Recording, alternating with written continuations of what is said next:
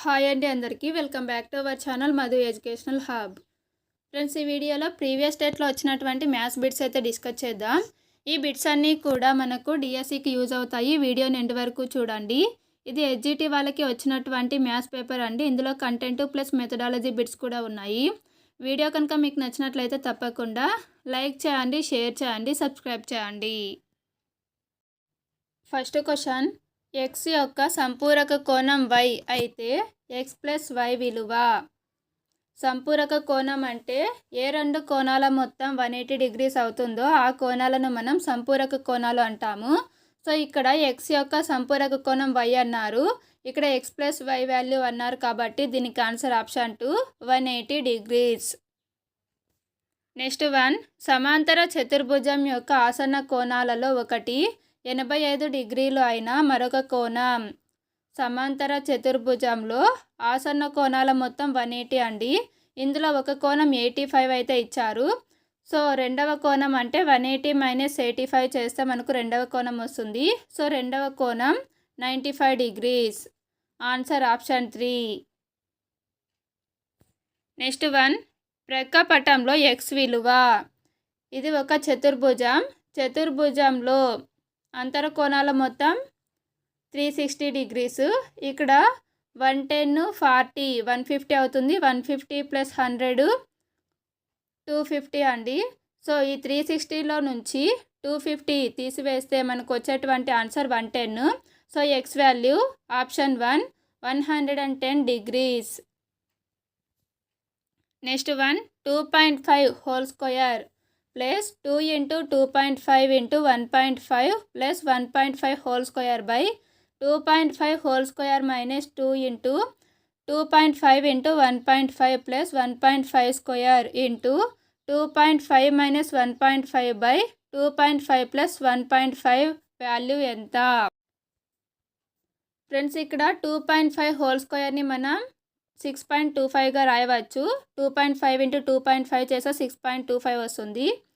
Plus next 2.5 into 1.5 into 2 ఇవంతా చేస్తే మనకు 7.5 అయితే వస్తుంది. ప్లస్ 1.5 హోల్ స్క్వేర్ 2.25 అవుతుంది బై ఇక్కడ 6.25 మైనస్ 7.5 ప్లస్ 2.25 ఇంటూ ఇక్కడ 2.5 మైనస్ 1.5 ఆన్సర్ 1 వస్తుందండి బై 2.5 ప్లస్ 1.5 చేస్తే మనకు 4 అయితే వస్తుంది. సో ఇదంతా క్యాలిక్యులేట్ చేస్తే అంటే యాడ్ చేస్తే మనకు 16 వస్తుందండి. 16 బై ఇక్కడ 7.5 ఉంది, ఇక్కడ 6.25 2.25 అంటే 8.5 అయితే వస్తుంది. సో 8.5లో నుంచి 7.5 తీసేస్తే మనకు 1 వస్తుంది ఇంటూ 1/4. ఇక్కడ 4 1 జా 4 4 జా 16. సో మనకు వచ్చేటువంటి ఆన్సర్ ఆప్షన్ 4. సారీ అండి, ఆన్సర్ 4, ఆప్షన్ 2 అనేది కరెక్ట్ ఆన్సర్. నెక్స్ట్ వన్, దత్తాంశం 1/2 3/4 5/3 1/12 1/6 యొక్క మధ్యగతం. ఇచ్చినటువంటి దత్తాంశాన్ని ఆరోహణ లేదా అవరోహణ క్రమంలో అమర్చినప్పుడు మధ్యలో ఉన్నటువంటి నెంబరే మధ్యగతం అవుతుంది. సో దీన్ని ఆరోహణ క్రమంలో అమర్స్తే 1/12 1/6 1/2 3/4 5/3గా వస్తుంది. ఇందులో మధ్యలో ఉన్నటువంటి 1/2 అనేది మధ్యగతం అవుతుంది కాబట్టి option 4 correct answer. Next one, Renu 175 కిలోలు మరియు 225 కిలోల బరువున్న బస్తాల ఎరువులను కొనుగోలు చేసింది. ఆ 2 ఎరువుల బస్తాలను ఖచ్చితమైన సార్లు కొలవగల గరిష్ట బరువు విలువ. ఇక్కడ గరిష్ట బరువు విలువ అన్నారు కాబట్టి ఇక్కడ మనం కనుక్కోవాల్సింది గసాబా. 175 నెక్స్ట్ 225కి గసాబా. సేమ్ ఇది కూడా కసాగులాగే కనుక్కుంటాము. బట్ మనం తీసుకున్న నెంబర్ అనేది ఈ రెండు నెంబర్స్ని డివిజన్ చేయాలి. సో 5 తీసుకున్నట్లయితే ఇక్కడ 5 3 జా 15 5 5 జా 25 అండి. నెక్స్ట్ 5 4 జా 20 5 5 జా 25. నెక్స్ట్ 35 45 రెండు కూడా 5తోనే డివిజిబుల్ అవుతాయి. సో 5 7 జా 35 5 9 జా 45. నెక్స్ట్ 7 9 ఏ నెంబర్తో కూడా ఇంకా డివిజిబుల్ కావు కాబట్టి సో ఈ రెండింటిని మనం మల్టిప్లై చేస్తే గరిష్ట బరువు అయితే వస్తుంది. సో 5 × 5 25, 5 5 25 కాబట్టి సో దీనికి ఆన్సర్ ఆప్షన్ 3 25. నెక్స్ట్ వన్, చతురస్రం యొక్క చుట్టుకొలత 4x + 8 అయితే చతురస్ర వైశాల్యం. చుట్టుకొలత ఇచ్చారు, వైశాల్యం కనుక్కోవాలి. సో చతురస్ర చుట్టుకొలతకి ఫార్ములా 4a. 4a = 4x + 8. మనకు కావాల్సింది ఏ భుజం మాత్రమే కనుక్కోవాలండి. సో దీన్ని మనం 4x/4 + 8/4గా రాయవచ్చు. ఈ 4 అనేది ఇటు సైడ్కి వస్తే భాగిస్తుంది. సో 4 చేసి ఇది రెండిటికి చెందుతుంది కాబట్టి దీన్ని మనం ఈ విధంగా రాస్తాం. 4 4 క్యాన్సిల్ అవుతుంది. ఇక్కడ 4 1 జా 4 2 జా 8. సో ఇక్కడ మనకు మిగిలేది x + 2. a = x + 2.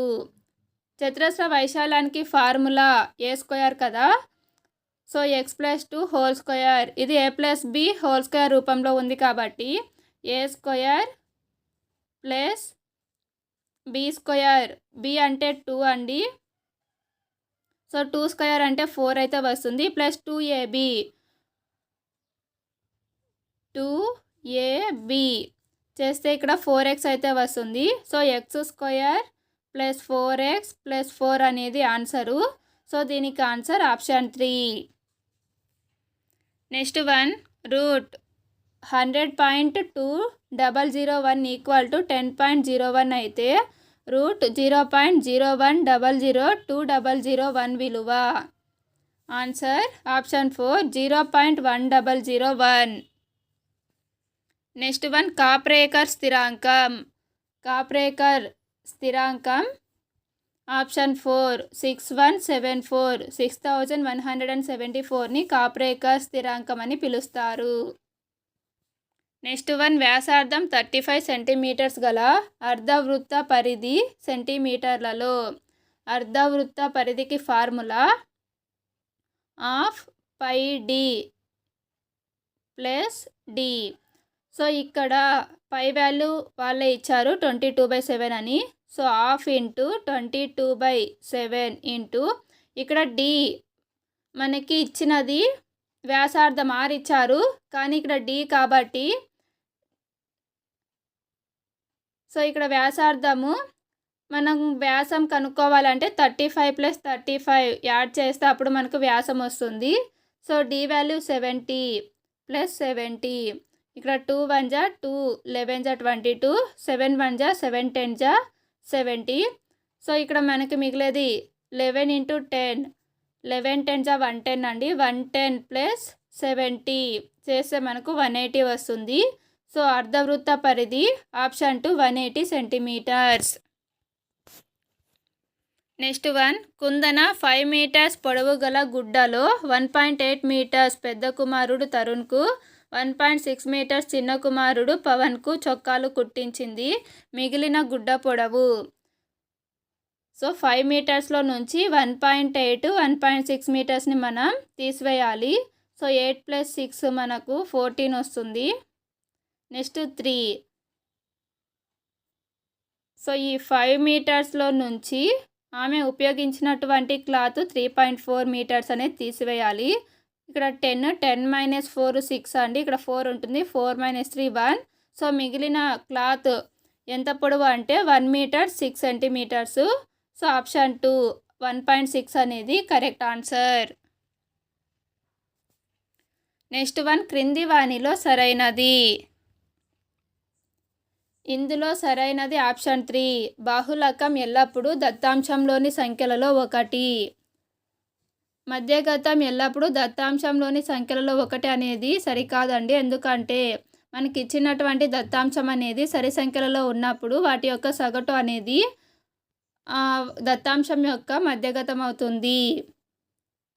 నెక్స్ట్ సగటు అనేది దత్తాంశంలోని సంఖ్యలలో 1. ఇది కూడా wrong. Next last 4th option చూస్తే 2 3 1 5 2 3 6 దత్తాంశం యొక్క బాహుళకం 6 అన్నారు. సో ఇక్కడ బాహుళకం 3 అవుతుంది.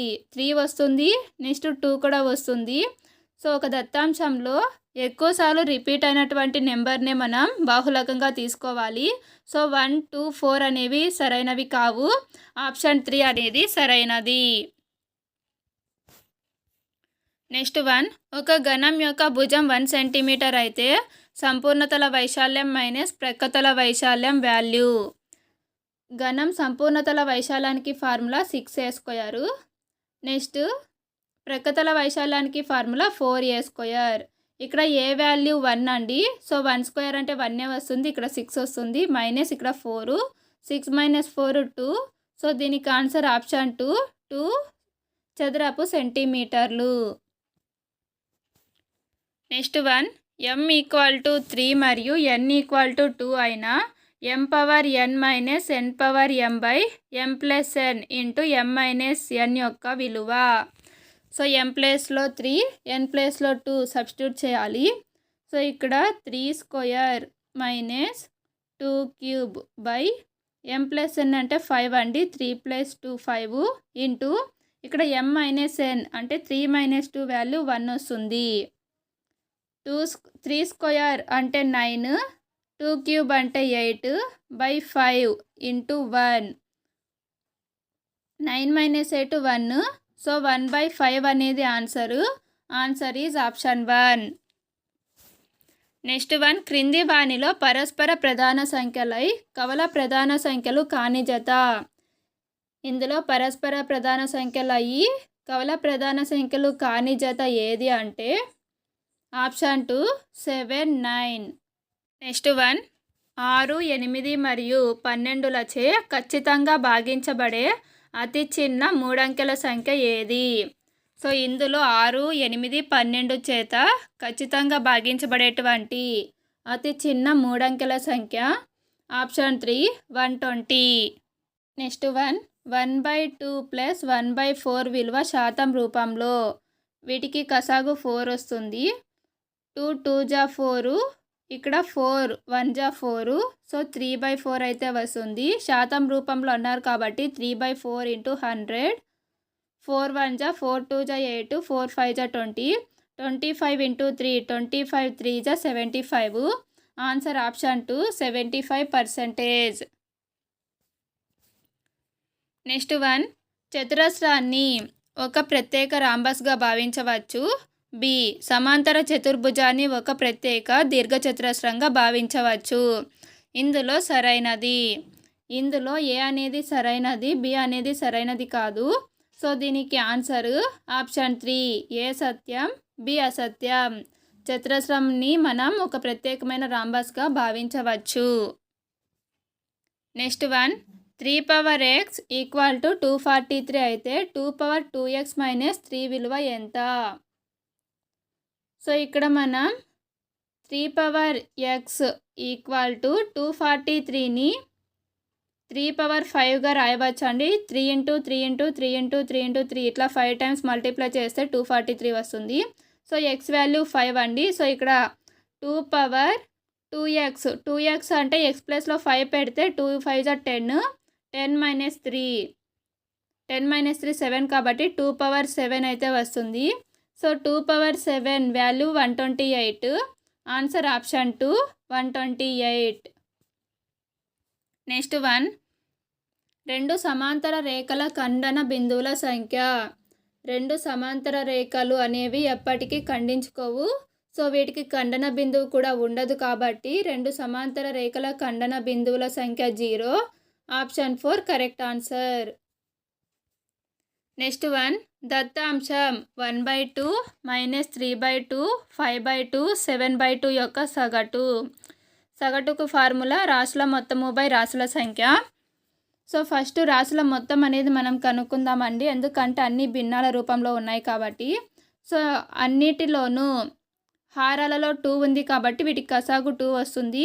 సో వీటిని డైరెక్ట్గా మనం అడిషన్ ఉంటే అడిషన్ సింబల్, మైనస్ ఉంటే మైనస్ సింబల్ వేసేసుకోవచ్చు.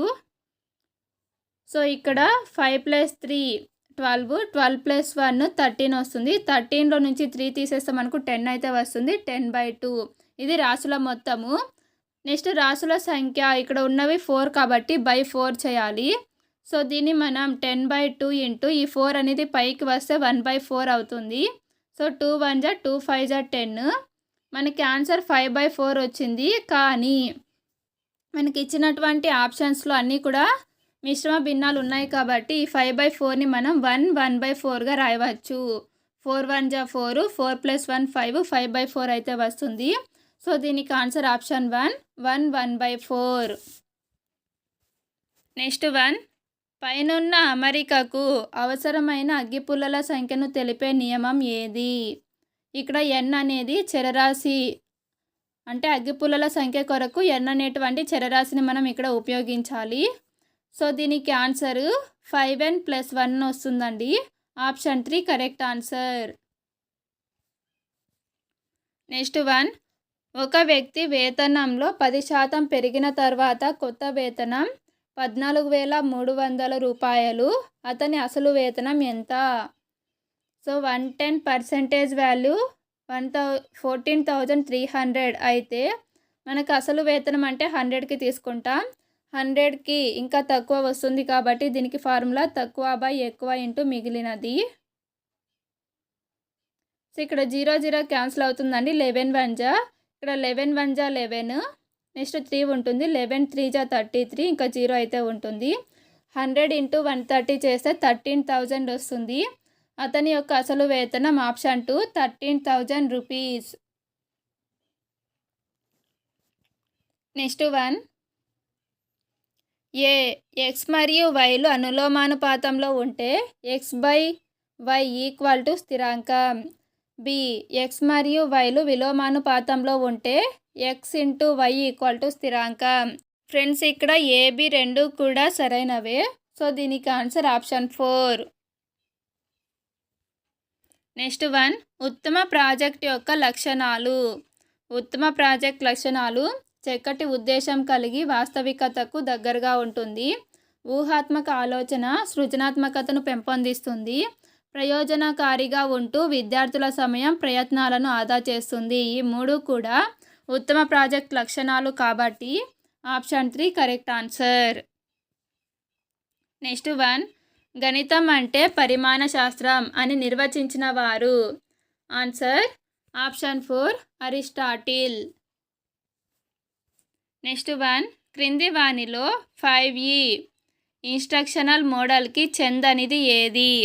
5E నమూనాకు చెందనిది ఆప్షన్ 3 ఎక్స్పీరియన్స్.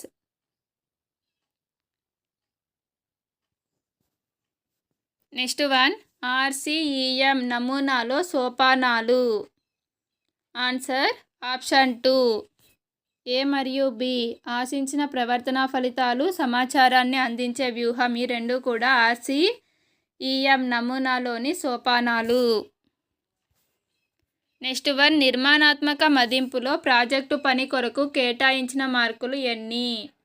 ఆన్సర్ ఆప్షన్ 1 10 మార్కులు.